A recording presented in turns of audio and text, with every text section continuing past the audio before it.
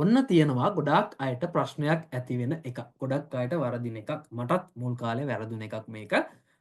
මේකට තේරුම් මන් දෙකක් දීලා තියෙනවා. ඇත්තටම මේකට තේරුම් තුනක් තියෙනවා. තුන්වෙනි එක එච්චර පාවිච්චි වෙන්නේ නැති නිසා සහ ඒක පාවිච්චි කරනකොට තව කෑලි එකතු කරන නිසායි මම මෙතන දාලා නැත්තේ. නමුත් මම ඔයාලට කියලා දෙන්නම්. මේ තියෙන්නේ චේපාච්. චේපාච්. ඒ කියන්නේ ඔයාට කොහොමද අර චේ මයි ෆාච් කියන එකේ මයි කෑල්ල හලලා චේ පාච් කියලා තිනවා. ඔයාට කොහොමද? ඔබට කොහොමද? අවයු. ඒක තමයි මෙතන තියෙන්නේ. දෙවෙනි තේරුම. ඒ තමා ඔබ මොකද කරන්නේ? ඔන්න එතකොට ඔයාට සිද්ධ වෙනවා මේක කවුරු හරි අහද්දි හරි ඔයා අහද්දි හරි ඒ අවස්ථාව අනුකූලව උත්තර දෙන්න සහ අවස්ථාව අනුකූලව අහන්න.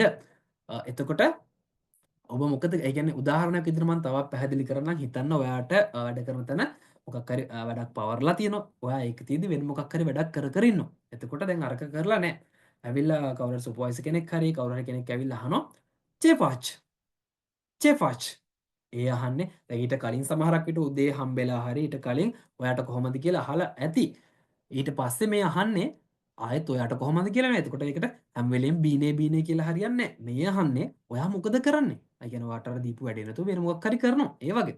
ඒක එක එක විදිහට අවස්ථාව අනුකූලව අහනවා. ඒ නිසා ඒක හරියට ඉගෙන ගන්න මේකට තේරුම් මේ දෙක තමයි ගොඩක් වෙලාවට අහන්නේ ඔයාට කොහොමද සහ ඔබ මොකද කරන්න කියන අර්ථය. තුන්වෙනි එකත් සිංහලෙන් කිව්වොත් ඔබ මොකද කරන්න කියන තමයි අහන්නේ. හැබැයි ඒකේ තියෙන්නේ රැකියාව නැත්තම් වෘත්තියක් සම්බන්ධවයි කතා කරන්නේ.